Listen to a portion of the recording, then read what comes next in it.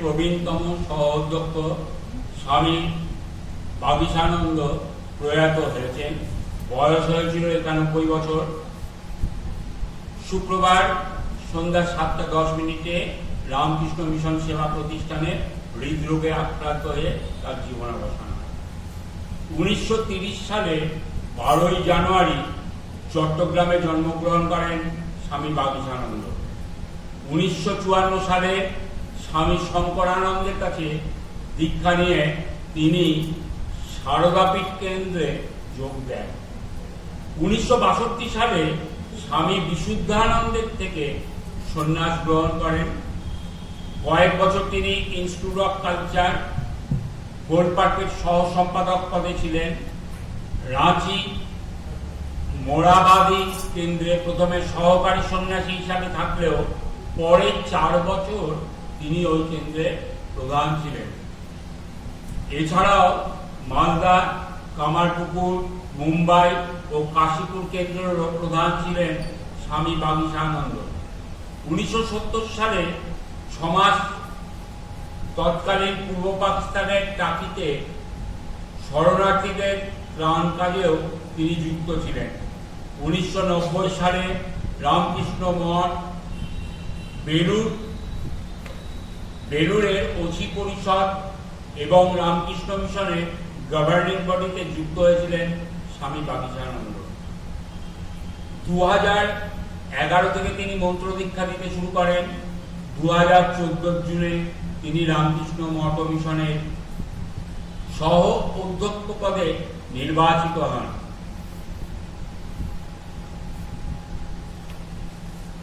স্বামী বাগীশানন্দজি সম্পর্কে কিছু কথা বিভিন্ন সন্ন্যাসীদের মতামত সংকলিত হয়েছে। তিনি নিজের জন্য কোনোদিন কিছু আলাদা করে চাইতেন না। একবার তাঁরা কয়েকজন সন্ন্যাসী মিলে উত্তর ভারতে কেদারনাথ, বদ্রীনাথ প্রভৃতি তীর্থ দর্শনে গেছেন। পথে একটি স্থানে একটি হোটেলে খাবার বন্দোবস্ত হয়েছে, কিন্তু হোটেলের খাবার এতই নিম্নমানের যে অন্যদের তা কিছুতেই মুখে উঠছে না। মহারাজ অবশ্য নির্বিকার ভাবে তাই খেয়ে চলেছেন। কিছুক্ষণ পরে একজন পরিচিত ভক্ত এসে তাদের আর একটি ভালো হোটেলে নিয়ে গিয়ে খাবার আয়োজন করে দিল। সবাই সেই খাবার পেয়ে খুব খুশি। মহারাজ কিন্তু এখানেও কোনো বিশেষ উচ্ছ্বাস প্রকাশ না করে আগের মতোই চুপচাপ খেয়ে দিতে লাগলেন। যদিচ্ছা লাভ সন্তুষ্ট সাধক প্রবরের এই রূপটি সকলকেই মুগ্ধ করে, এমনকি তার জীবনে বহুবার দেখা যায়। সেবকদের প্রতি বিশেষ নজর ছিল তাঁর। খাওয়া দাওয়া হয়ে গেলে বারবার খোঁজ নেবেন সেবকদের খাওয়া হয়েছে কিনা। এমনিতে নিজের জন্য বিশেষ কোনো সেবা নিতে চাইতেন না। নিজের কাজ নিজে করে নেবেন, এমনটাই ছিল তার পছন্দ। তবু শেষের দিকে যখন সেবকদের নানা কারণে একটু বিশেষ নির্ভর করতে হচ্ছে, তখন মহারাজের গলায় খেদ প্রকাশ পেয়েছে।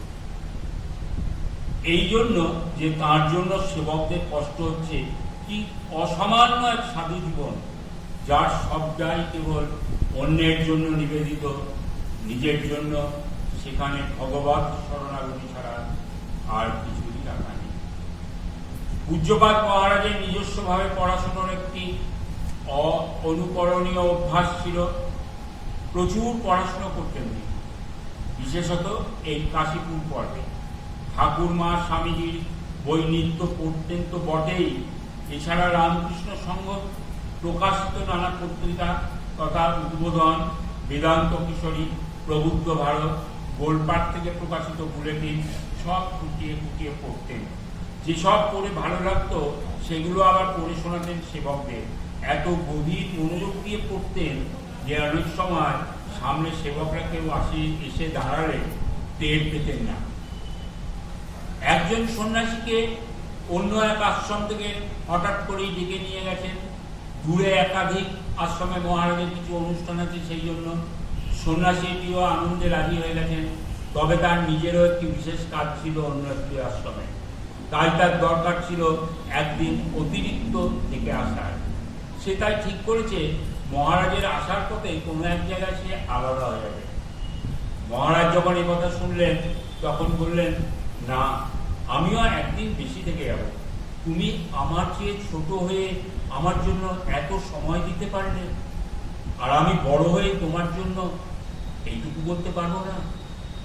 আজও সেই সন্ন্যাসী এই কথাগুলি স্মরণ করে গভীর শ্রদ্ধায় আবেগে একজন নবীন সন্ন্যাসীর প্রতি এত প্রবীণ একজন সন্ন্যাসীর কি অদ্ভুত ভালোবাসা, ভালোবাসাতেই তার সংসার চলছে। শ্রী শ্রী মায়ের এই কথাগুলি যেন পূজ্যপাদ মহারাজের জীবনে সহানুভূতি লাভ করেছে। এক মহিলা সদ্য তার কন্যাকে হারিয়ে উন্মাদিনী প্রায় কয়েকবার আত্মহত্যার জন্য চেষ্টাও করেছেন। মঠের এক প্রবীণ সন্ন্যাসী তাকে পূজ্যপাদ মহারাজের কাছে পাঠান কাশীপুরে। মহারাজ তার সঙ্গে কথা বলেছেন, তার মনের দুঃখের কথা শুনেছেন, অবশেষে তাকে মন্ত্রদীক্ষা দিয়েছেন। পরে একাধিক দিন তাকে ঠাকুরের প্রসঙ্গ শুনিয়েছেন। ধীরে ধীরে সেই কন্যাহারা মায়ের প্রাণে শান্তি ফিরে এসেছে। করোনা অতিমারির সময় একজন ভক্ত কাশীপুরে মহারাজের বিশেষ অনুমতি নিয়ে ঠাকুর ও মহারাজকে দর্শন করতে এসেছে। মনে মনে তার ইচ্ছা যদি ঠাকুরের প্রসাদ পেয়ে যাওয়া যায়, কিন্তু বিশেষ নিয়ম অনুযায়ী তখন কাশীপুর মঠেও ভক্তদের প্রসাদ দেওয়া বন্ধ রয়েছে। ভক্তটি যেহেতু নিজেও তা জানে, তাই মনে ইচ্ছা থাকলেও সে ব্যাপারে সে মহারাজকে বা অন্য কাউকে জানায়নি। পূজ্যপাদ মহারাজকে প্রণাম করে যখন সে আশ্রম থেকে চলে যাওয়ার জন্য প্রস্তুতি নিচ্ছে, তখন হঠাৎ মহারাজ তাকে পিছন থেকে ডেকে বললেন, কি গো, তুমি প্রসাদ পেয়ে যাবে না? আজ এখানে প্রসাদ পেয়ে কবে যাও? স্তম্ভিত হয়ে যায় ভক্ত প্রাণ। এমন কৃপা কিভাবে মিলতে পারে তার হদিশ করতে পারে না সে। শুধু চোখে নেমে আসে জলের ধারা। এইভাবেই এগিয়ে চলেছিল মহারাজের দিব্য জীবন ধারা। সাধারণভাবে মহারাজ খুব বেশি কিছু অসুস্থতায় ভুগতেন না, তবে মাঝে মাঝে ঠান্ডা লেগে যাওয়ার সমস্যা ছিল। তবুও দীক্ষাদান এবং অন্যান্য কার্যাবলী যথানিয়মে চলছিল। 2020 মার্চে করোনা মহামারীর প্রকোপ আরম্ভ হওয়ার পর মহারাজ আশ্রমেই থাকতেন। এমনিতেই এই পূর্বে সুস্থই ছিলেন, শুধু যেন মনে হচ্ছিল কোনো একটা প্রস্তুতি চলছে নিজের ভিতর। একদিন সেবকদের ডেকে নিজের অনেক জিনিসপত্র বিলিয়ে দিলেন সকলের মধ্যে। তবুও অন্যেরা বুঝতে পারেনি যে এই বিতরণের মাঝে ভিন্ন তাৎপর্য লুকিয়ে থাকতে পারে। মন কল্পনাও করতে চায়নি যে এর মধ্যে কোনো বিদায়ের সংকেত নিহিত আছে।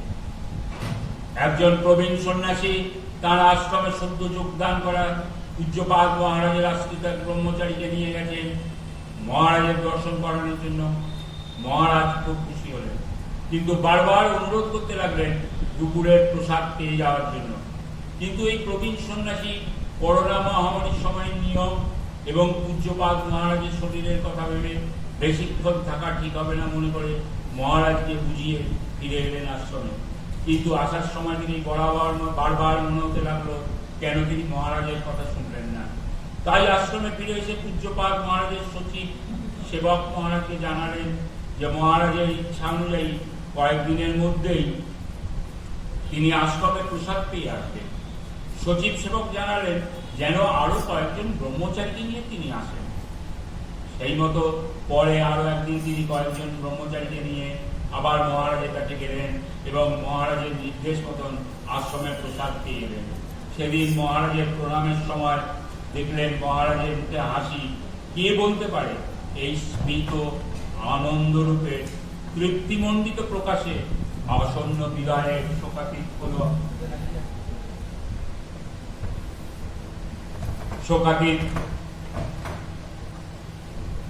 এই তৃপ্তিমণ্ডিত প্রকাশে আসন্ন বিদায়ের শোকাতীত কোন আভাই আসলে উজ্জ্বল হয়ে উঠেছিল কিনা।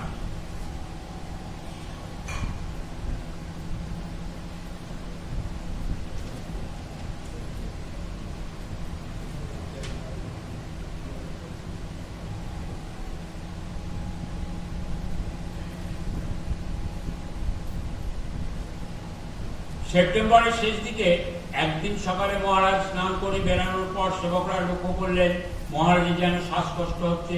মহারাজকে বারবার জিজ্ঞাসা করলেও মহারাজ বলতে লাগলেন যে তার কোনো অসুবিধা হচ্ছে না, কিন্তু সেবকরা বুঝতে পারছিলেন মহারাজের কষ্টটা, সেই জন্য সেবকরা একটু জোর করে মহারাজকে নিয়ে পৌঁছে গেলেন সেবা প্রতিষ্ঠানে। চিকিৎসকরা দেখে বুঝতে পারলেন যে মহারাজের শরীরে নানা রকম ইনফেকশন দেখা দিয়েছে। তারা এও জানালেন যে ইনফেকশনের মাত্রাটা যথেষ্ট বেশি। তারা নানা রকম অ্যান্টিবায়োটিক প্রয়োগ করে মহারাজের অসুস্থতাকে নিয়ন্ত্রণে আনার আপ্রাণ চেষ্টা করলেন। মোটামুটি 10-15 দিন প্রায় অসুস্থ ছিলেন। একটু সুস্থ হয়ে ওঠার পর ডাক্তাররা মহারাজকে ছেড়ে দিলেন। মহারাজ আশ্রমে ফিরে এলেন, কিন্তু দেখা গেল মহারাজ আশ্রমে ফিরে এসেও ঠিক মতন খাওয়া দাওয়া করছেন না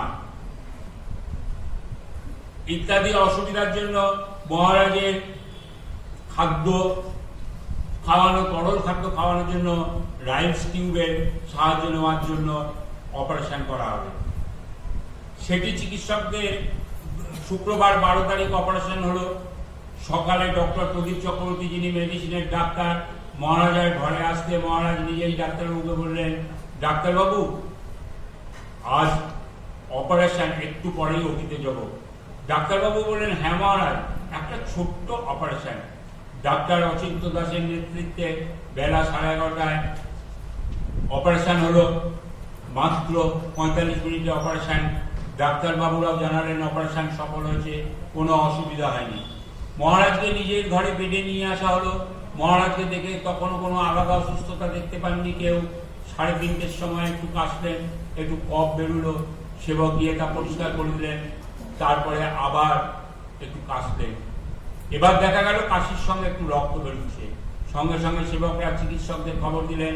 মহারাজ নিজেই সেবকদের বললেন, দেখো উল্টি পাচ্ছে। 4টের সময় আবার একই রকম বমি করলেন। কখনো কখনো বলছেন, আমার পাটা একটু টিপে দাও।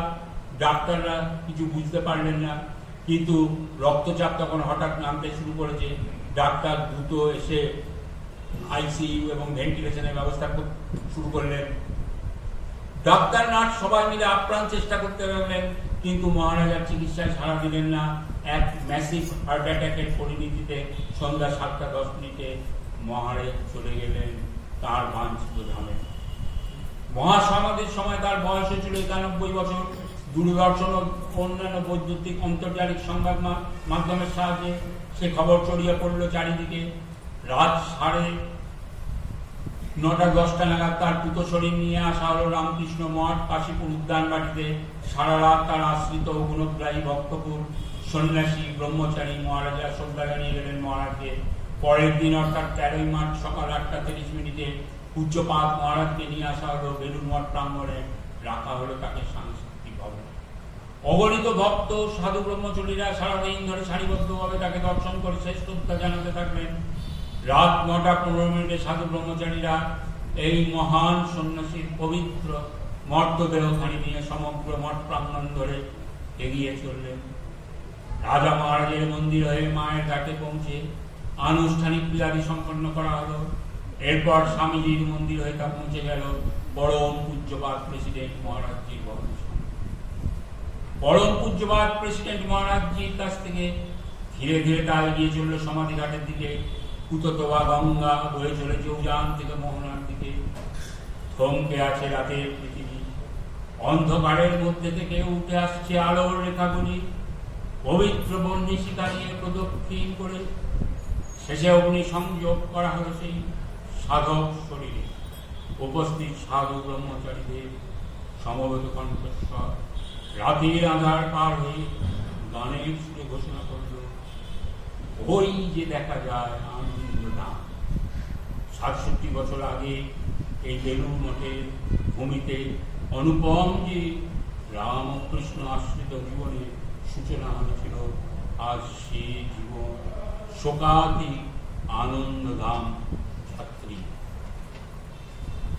যাসকমণির বিখ্যাত সরবিকার নামক পরিচিত সূত্র উক্তিতে জীব শরীরের জন্ম থেকে মৃত্যু অবধি 6টি পর্যায়ে ক্রম উল্লেখিত আছে।